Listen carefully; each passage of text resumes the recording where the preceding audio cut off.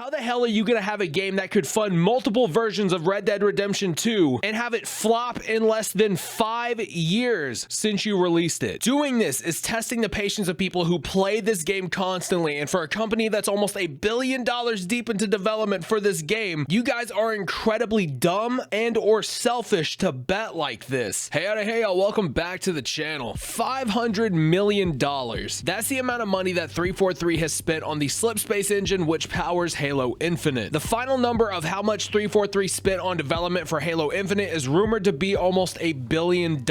And a few days after this video goes up, the content pipeline for Halo Infinite is gonna run damn near dry, leading to what I think is going to be the end of this title. I have a few supporting arguments to make with this bold claim, so please stick around for that. But before we get into it, like and sub for more content like this.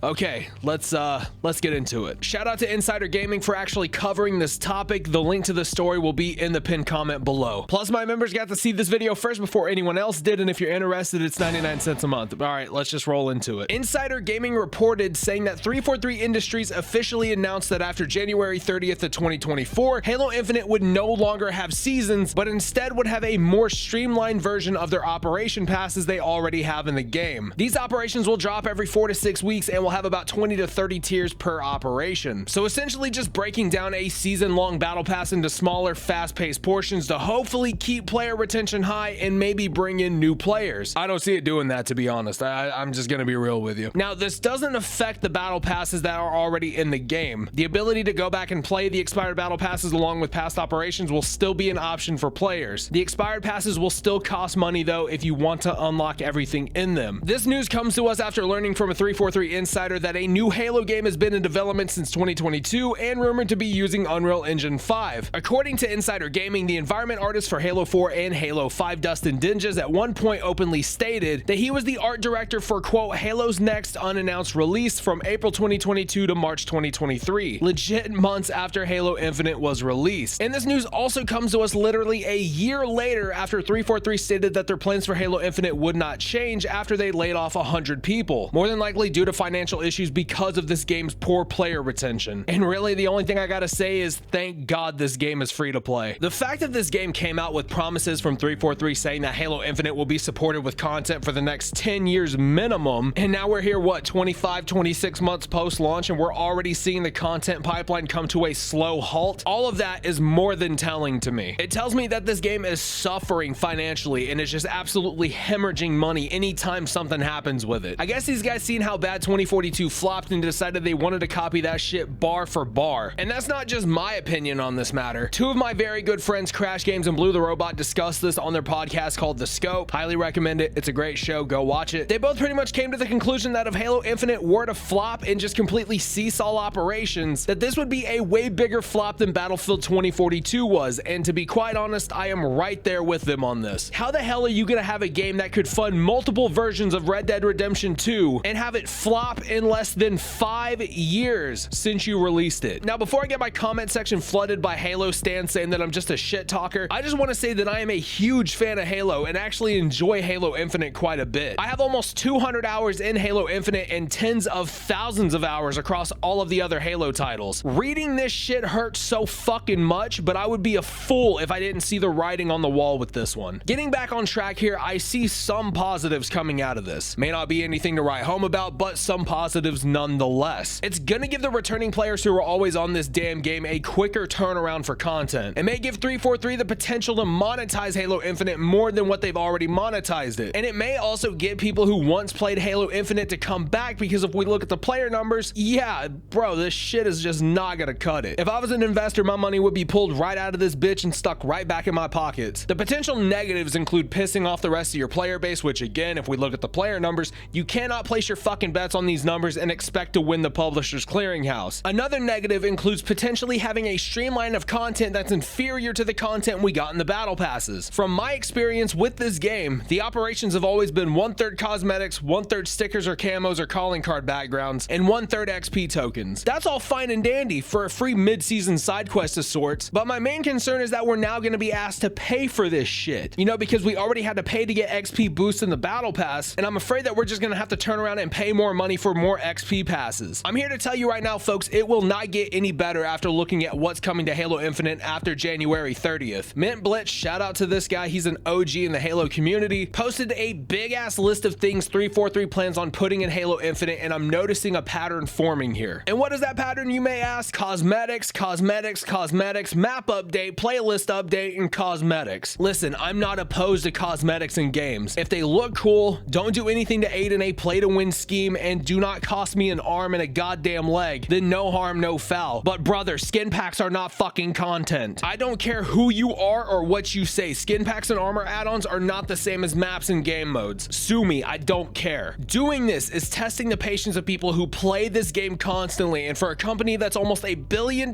deep into development for this game, you guys are incredibly dumb and or selfish to bet like this. So that leaves me with one question. What are you looking to accomplish with this? I'm assuming it has to be nothing but financial at this point, because again, y'all are scrapping a $500 million custom engine for UE5 leading up to the next installment of Halo. Y'all released a fully fledged campaign that was pretty decent, but at a $60 price tag, you did not have very many people biting at the bit for it. One of the bigger things is you guys promised a 10-year lifespan on this game, where the promise leading up to Halo Infinite's release was content, which it didn't really release with hardly anything, and that's why y'all lost 85% of your player base after the first 6 months. And now that it's here, we got less than 3 years of 343 made content and a canceled BR mode. What the hell is actually going on? Another question that I see a lot of fans of this series asking themselves is, if 343 continues with their incompetence and their mishandling of this IP, what the hell is the next Halo installment gonna look like? How catastrophic is this next title going to be? Listen, I'm not one to put negative energy out there, and I'm sure as hell not conjuring this up, but it definitely doesn't take someone from the FBI to put together context clues. If we see that these guys are struggling with Halo Infinite, what is the next Halo title gonna look like 2 years, 3 years, 4 years, 5 years post-launch? We won't even make it to year 5 for Halo Infinite. Again, a game that was intended to have a 10-year shelf life may also have a best buy date that's sub 5 years. Let that sink in for a little bit here, folks. To be honest, the only reason why anybody would need to go back to Halo Infinite, or any new player would want to try Halo Infinite, is because of the custom community games collective, the Forged Falcons. And if you are completely unaware with who these guys are, the Forged Falcons gave Halo Infinite's community a taste of what it would be like if 343 made a battle royale mode, and it's some of the most fire shit you can play. I made a video about it a couple months back. Go ahead and go check it out. Outside of that, I can't really think of anything that would draw me in to keep it as a daily driver or weekly driver, as a matter of fact. Now, if you guys are itching for a true Halo experience with thousands of hours of content to experience, then just go play the Master Chief Collection. You can play it through Game Pass, or you can drop $40 and buy it on Steam. Or if you go through a third-party key website, you can probably get it for about $20. At this point, it probably has way more players than Halo Infinite. And over half of the games that are on this collection were made by Bungie. You know, the studio that actually gave a shit about the series and did absolutely everything to benefit the fans. Now they're over at Destiny doing whatever the fuck it is they're doing. Pissing off their fans? I don't know, it's something. At least the game isn't dead. At least it's not dead. Severely hemorrhaging? Yeah, we'll leave it at that.